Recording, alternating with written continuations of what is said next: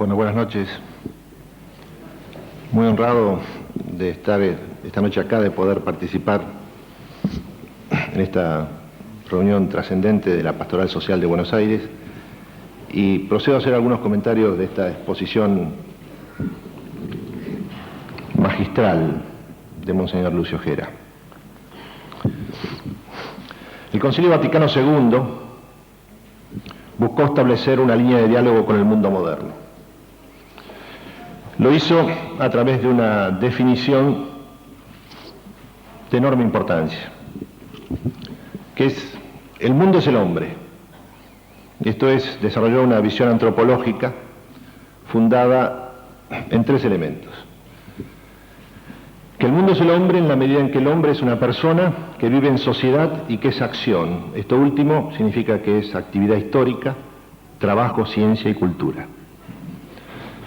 En otros términos, que el hombre en tanto acción es un estilo de vida estructurado alrededor de algunos valores.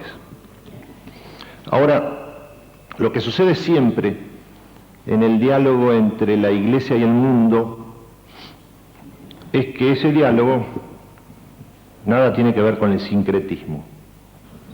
Es precisamente la creación de un espacio para afirmar y desplegar diferencias.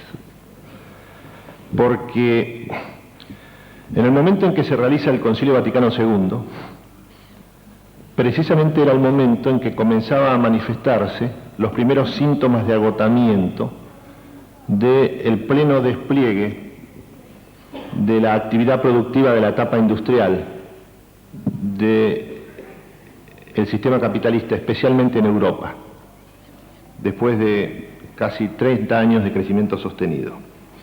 Y al mismo tiempo comenzaba a mostrar su creciente pérdida de sentido una civilización fundada en la técnica. Y es por eso que esta idea de que el mundo es el hombre, esto es, una persona que vive en sociedad y que es acción, historia, trabajo, ciencia, cultura, un estilo de vida estructurado alrededor de valores, es analizado con posterioridad por Juan Pablo II sobre la necesidad de establecer el concepto de una crisis de la modernidad, entendida precisamente como el fundamento de la posmodernidad. Porque el núcleo de la idea o de la concepción de la posmodernidad no es otra cosa que la comprobación de la crisis profunda del mundo moderno. Precisamente por eso es que Juan Pablo II sigue en este aspecto el pensamiento de Romano Guardini en su obra extraordinariamente relevante sobre el ocaso de la Edad Moderna. Y lo que aparece ahí es que los 30 años posteriores han revelado en su forma más extrema la inseguridad del mundo de hoy, fruto de un estilo de vida que ha mostrado acabadamente su agotamiento.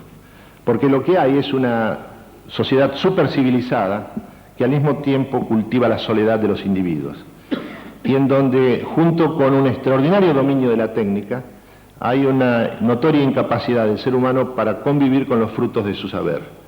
Hay una contradicción cada vez más exacerbada entre la capacidad del poder hacer que tiene el mundo de la técnica y la incapacidad del poder vivir, que es precisamente la sensación de inseguridad raigal de este hombre moderno en crisis, de la modernidad en crisis.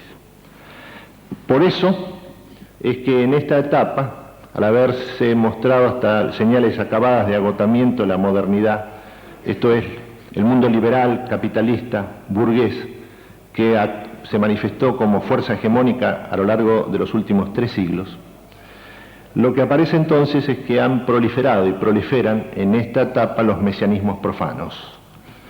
Son los que revelan hasta qué punto se ha agotado una civilización de extraordinaria capacidad para dominar la naturaleza y de tan extraordinaria capacidad para dominar la naturaleza como incapacidad para sustentar el sentido de las cosas. A su vez, en la década del 90, lo que aparece es que el mundo experimenta una revolución tecnológica sin precedentes en la historia de la humanidad. Esta revolución tecnológica, que es la del procesamiento de la información, lleva hasta sus extremos, a través de la globalización de la producción, el fraccionamiento del trabajo. Y precisamente por eso también lleva hasta sus manifestaciones más paroxísticas la racionalidad instrumental de orden cuantitativo, puramente experimental, que es el núcleo constitutivo de la lógica de la modernidad. Y es entonces cuando la razón instrumental llega a su paroxismo con la revolución tecnológica de la información, es que surge con más fuerza que nunca el ansia de sentido, la necesidad de encontrar un sentido a las cosas que vaya más allá del puro hacer, del dominio del poder hacer, para dar una respuesta al poder vivir. Y es en estos términos que en este fin de siglo, cuando el mundo se aproxima hacia un tercer milenio, la crisis de la modernidad se revela en el momento en que triunfa extraordinariamente el poder de la técnica. Pero es una técnica que precisamente porque llega a sus extremos y se manifiesta con toda su potencialidad brutal de tipo fáustico, precisamente por eso reclama como nunca la aparición de sentido a las cosas, y esta civilización no lo puede dar.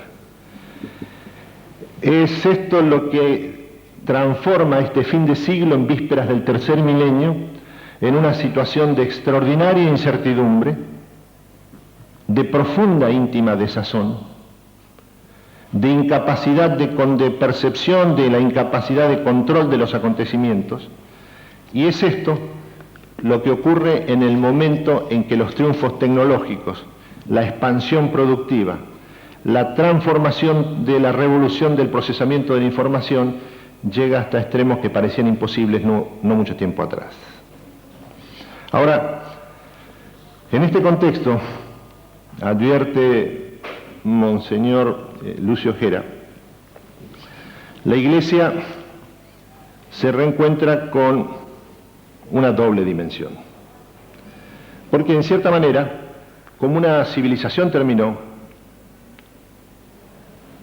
y otra todavía no ha emergido, de ahí la extraordinaria sensación de incertidumbre, porque lo que está claro es que el pasado pertenece definitivamente a algo que quedó atrás, y lo nuevo todavía no ha definido ni sus formas, ni mucho menos su sentido.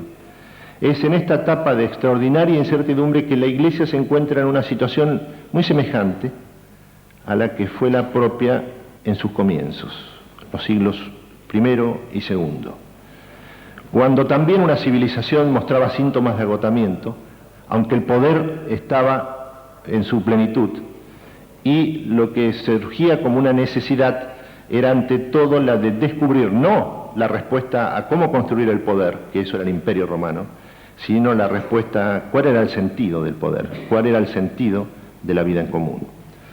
Y precisamente por eso es que Monseñor Lucio Gera sostiene que en realidad, al igual que entonces, se necesita una doble visión. Por un lado, una visión misionera. Por otro lado, una visión que es una opción, es la opción preferencial de la Iglesia desde el comienzo, desde Cristo, por los pobres. Ahora, esta visión misionera, que al mismo tiempo está preocupada por los pobres, le otorga un carácter relativamente secundario a la preocupación estrictamente política. Por eso, señala Monseñor Gera, la prioridad de la Iglesia está en el campo de la evangelización de la cultura. Esto es, en la necesidad de despertar un nuevo sentido misionero. Y por el otro, en la realización de una praxis continua con los pobres, lo que implica necesariamente elaborar un pensamiento alrededor de un continuo cuestionamiento en el plano socioeconómico, en el plano de las estructuras, del crecimiento, de la marginación, de la exclusión. Dice Monseñor Gera que el despertar de esta visión de tipo misionero que lleva a la evangelización de la cultura es algo muy semejante, me permito señalar, a lo que sostiene el cardenal Ratzinger, cuando dice, en este mundo en crisis que viene después de la crisis de la modernidad. Lo contrario de conservador no es progresista, sino misionero.